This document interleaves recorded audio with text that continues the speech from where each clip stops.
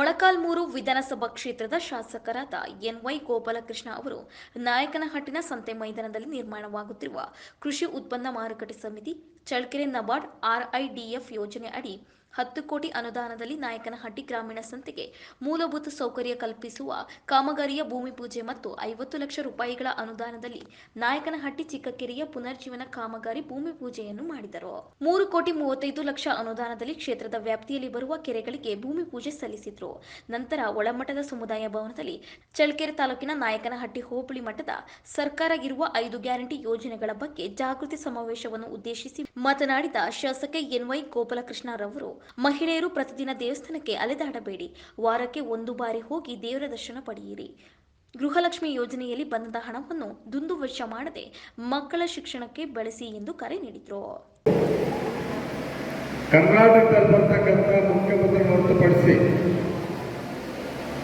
ಅನ್ಯ ಪಾರ್ಟಿಯವರು ಅಂದರೆ ವಿರುದ್ಧ ಪಾರ್ಟಿಯವರು ಈ ಕಾರ್ಯಕ್ರಮಗಳನ್ನು ಅನುಷ್ಠಾನ ಮಾಡಲಿಕ್ಕೆ ಪ್ರಯತ್ನ ಪಟ್ಟಿದ್ದಾರೆ. ಸರ್ಕಾರ ಬರೋದಕ್ಕಿಂತ ಮುಂಚಿತವಾಗಿ ಸರ್ಕಾರ ಬಂದ ಮೇಲೆ ಈ ಗ್ಯಾರಂಟಿಗಳ ನಿಮ್ಮ ಕೈಲಿ ನಡೆಸಲಿಕ್ಕಾಗುತ್ತಾ ಅನ್ನೋ ಒಂದು ಪ್ರಶ್ನೆ ಬಂತು. ನಾವು ಸಮರ್ಥವಾಗಿ ನಿಭಾಯಿಸುವಂಥ ಒಂದು ಮಾತನ್ನು ಮಾನ್ಯ ಮುಖ್ಯಮಂತ್ರಿಗಳು ಮತ್ತು ಕರ್ನಾಟಕ ಸರ್ಕಾರದ ಎಲ್ಲ ಕ್ಯಾಬಿನೆಟ್ ಮಂತ್ರಿಗಳು ತಗೊಂಡಿರ್ತಕ್ಕಂಥ ತೀರ್ಮಾನದಲ್ಲಿ ಮೊಟ್ಟ ಮೊದಲನೇ ಕ್ಯಾಬಿನೆಟ್ನಲ್ಲಿ ಈ ಕಾರ್ಯಕ್ರಮವನ್ನು ಅನುಷ್ಠಾನಗೊಳಿಸತಕ್ಕಂಥ ಪ್ರಯತ್ನ ಆಗಲೇಬೇಕು ಅಂತ ತೀರ್ಮಾನಿಸಿದ ಮೇಲೆ ಈಗ 5 ಗ್ಯಾರಂಟಿಗಳು ಕೂಡ ನಾವು ಅನುಭವಿಸ್ತಾ ಇದ್ದೀವಿ.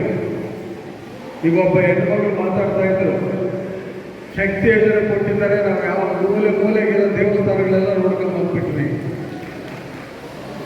ಇನ್ಯಾವ ಉಳಿಸಿದಾರೋ ಗೊತ್ತಿಲ್ಲ. ಆದರೂ 5 ವರ್ಷದವರೆಗೆ ಓಡಾಡ್ತಲೇ ಇರಿ. ಆ ಅವಕಾಶ ಸರ್ಕಾರದವರು ಮಾಡಿಕೊಟ್ಟಿದ್ದಾರೆ ನಿಮಗೆ.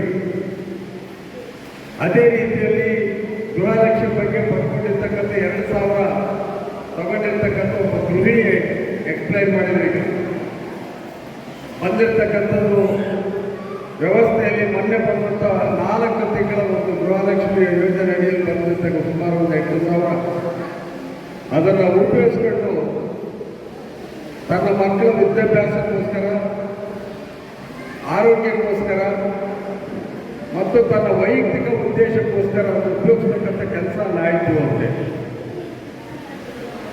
ಊಟ ಆಗ್ತಿದ್ರು ಕೂಡ ಒಬ್ಬರಿಗೆ ಹಾಕೊಡ್ತಕ್ಕಂಥ ಕೆಲಸ ನಮ್ಮ ಸರ್ಕಾರದವರು ಮಾಡಿದ್ದಾರೆ. ಅದನ್ನು ನಂಜಿಕೆ ತಿಂದರೆ ನೀವೆಲ್ಲ ನುಂಗಿ ಬಿಡ್ತೀವಿ ಅಂದರೆ ಕಷ್ಟ ಆಗುತ್ತೆ. ನಾವು ಕೂಡ ಇತಿಮಿತಿಗಳಲ್ಲಿ ಮಾಡಬೇಕು. ಅವಿಂದೆ ಮಾರ್ಚ್ ತಿಂಗಳಲ್ಲಿ ಮಾಡಿರ್ತಕ್ಕಂಥ ಬಜೆಟ್